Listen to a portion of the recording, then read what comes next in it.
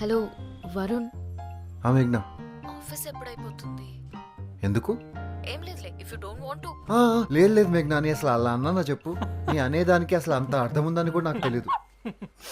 Okay, అది నేను అడిగిన చేంజ్ చేసేసారా? రవి, మేఘ్నా గారు చెప్పిన చేంజెస్ చేస్తారా? మేం చేసేసాం. మేఘనా గారికి ఇంకేమైనా కావాలేమో కనుక్కోండి. మేఘ్నా, ఇంకేమైనా చేంజెస్ కావాలా? No no, that should do. నేను మీ ఆఫీస్ దగ్గరే ఉన్నాను. ఏంటి, ఆఫీస్కి వచ్చావా? Can we meet? మేఘ్నా, మనం ఇంకెప్పుడు ఆ వెడ్డింగ్ గురించి మాట్లాడక్కర్లేదు, ఓకేనా? Thank you Varun, what a relief. And yeah, నేను డాడీకి చెప్పేశాను I will handle the policy work అని, సో మీకు ఇక టెన్షన్ లేదు. వావ్, దట్స్ అమేజింగ్ మేఘ్నా, thank you so much. I'm so relieved man. అవును, ఇది చెప్పడానికి వచ్చావా? మేఘ్నా, ఏమైంది? వరుణ్ తెలుసా, మా మమ్మీ డాడీకి కూడా ఆగిపోయిన పెళ్లి గురించి కంటే నలుగురికి తెలుస్తుందనే బాధ ఉంది, కానీ అది నా వెడ్డింగ్ అని, హౌ మై ఫీలింగ్ అని అసలు వాళ్ళు నాతో ఆ టాపిక్కే మాట్లాడడం లేదు. యా, మేబీ నీకు గుర్తు చేయకుండా ఉండటానికే అలా ఉండుంటారు కదా. నలుగురికి తెలిస్తే మీకే కదా ప్రాబ్లం. అక్కడ అలా కాదులే.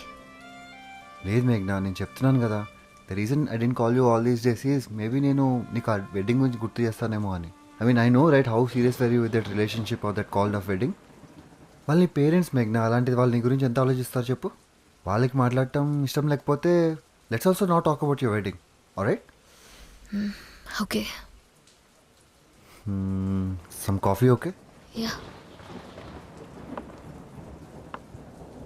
సో ఎందుకు చెప్పు, ఎవరు విన్నారు, ఎవరు వినలేదు, ఎవరికి అర్థమైంది, ఎవరికి అర్థం కాలేదు, చెప్పినా చెప్పకపోయినా అర్థమయ్యే వాళ్ళకి అర్థమైతే చాలు కదా. కరెక్టే. నీకోటి తెలుసా, వాట్?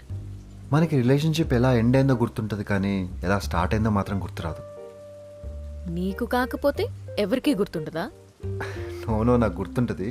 నేనేదో స్టోరీస్ చెప్తే నువ్వు బెటర్గా ఫీల్ అవుతావు అని అనుకున్నాను, అంతే. చెప్పు మరి చూస్తాను, ఏంటో ఆ బెటర్మెంట్. ఎవరు, నేనా? నువ్వే అన్నావు కదా.